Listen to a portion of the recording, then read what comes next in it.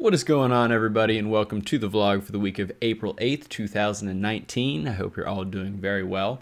Anyways, in this video, I just briefly wanted to talk about kind of my general process of how I come up with the ideas for my one game a month game, and just kind of what I'm going to be focusing on during the first kind of week and a half of development on my game. So as with any video game project, much like any other project, you're going to be wanting to do a good amount of planning in the beginning just so you don't waste a bunch of time doing things that are completely unnecessary down the road. So it's probably no surprise that majority of the first kind of week and a half of development on my one game a month games are going to be focused towards planning. And so in this video, I just kind of wanted to share kind of what I do to plan for these one game a month games and just kind of go through my whole general thought process.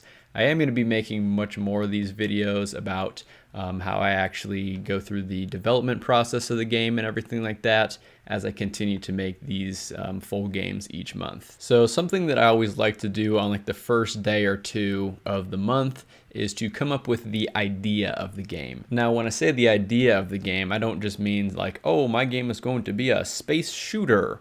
No, that's pretty vague. You really want to get like, what is the point of your game? And this is something that I think I did really well in my first one game a month game, which was called Escape the DJ Booth, and that I didn't do so well in my second game that I didn't really completely finish, called Drawn to Mars. However, I am doing a good job so far at this in my current game, which I'm not going to tell you the title of yet. And a phrase that you may have heard, which I am trying to focus on during this first very initial phase of getting the idea of the game, is to begin with the end in mind. So basically what I mean by this is just what's the point of the game? Like what is your player trying to do? What is their overall goal to accomplish in your game? And so like I said with my first game, Escape the DJ Booth, I mean, the title says it all. Basically, the goal is to escape the DJ booth. And so when I came up with the idea of the game for Escape the DJ Booth, basically, you know, I had the player's #1 goal right there. However, when it came to Drawn to Mars, I really didn't have like an end goal that the player wanted to do. And I think that's kind of one of the problems with the game, which is why I didn't really finish it, is because there was never really like a point to the game. The player didn't really have kind of like a purpose. I kind of ended up making one with what I had kind of as I progressed through the month, and as I got closer to the end, I was like, well, I should really have some kind of story to tie this all together. So I just kind of was like, all right, what would work with what I have and what kinds of things I'm trying to do? Whereas I didn't really begin with the player's end goal in mind. However, this time around, I've kind of learned that from the past experience, that the player really needs to have a reason to play your game and a reason to want to continue playing their game, your game, and play it all the way through to the end. So begin with the end in mind is such a key thing at this phase. Now, the next thing I like to do is just basic concept art. And this is just pen and paper stuff. I'm not doing anything in the computer right now. And in this phase, basically all I'm trying to do is just kind of figure out what everything's going to look like in general. So in this game and in my past game, I kind of had a couple different areas and a couple different like key places that the player will be going.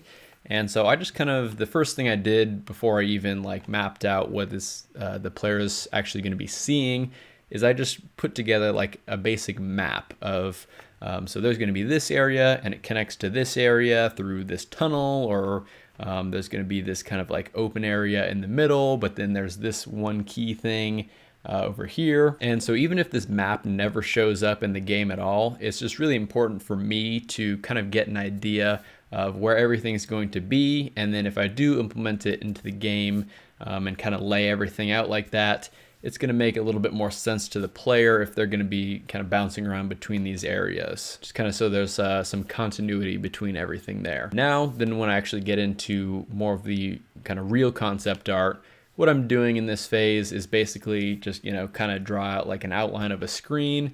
And then I basically show like, okay, this is kind of in general what this thing's going to look like. And this is going to be the sizing of everything.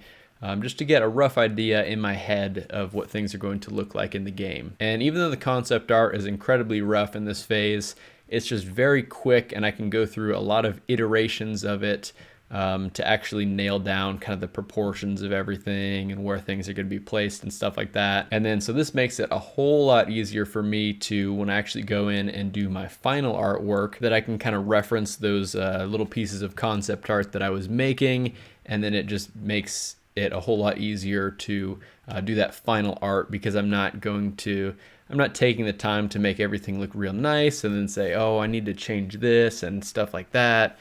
I've already got that figured out ahead of time. So that's kind of like the second part of the planning phase. And now the third part of the planning phase is this is where I'm actually going to be sort of like planning out the game's logic. So at this phase, I'm basically just like kind of figuring out what kinds of things can the player interact with, what actions can the player do, what are some maybe non-player character AI that are going to be needed in the game. At this point, I'm just kind of like writing out all the features that are in the game and how the different features interact with each other. And then so you can kind of think of this like concept art for programming. Basically at this phase, I'm just doing a bunch of really quick stuff, like this is going to interact with this in this way, and then I can kind of see some problems like, oh, maybe this isn't going to work quite how I thought it was, so we'll do it this way instead. So I'm kind of figuring out some of the like kind of high level problems of the programming kind of in this initial phase before I actually go in and program everything.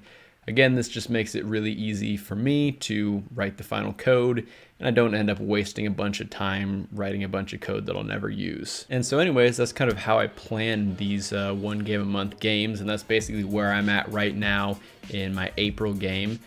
So far, I'm pretty happy with the idea and the progress that I've had so far. And I think that I will be starting to actually develop this game in the next couple days here. So that's always really exciting to kind of go from the pen and paper stuff to actually putting stuff into the game, and then we start to see things moving around on the screen. That's where stuff starts to get really fun. So anyways, I hope you enjoyed this video where I kind of talk about how I plan my 1 game a month games. If you have any questions or comments for me, feel free to drop them down in the comments section below. If you enjoyed this video, make sure you hit that like button.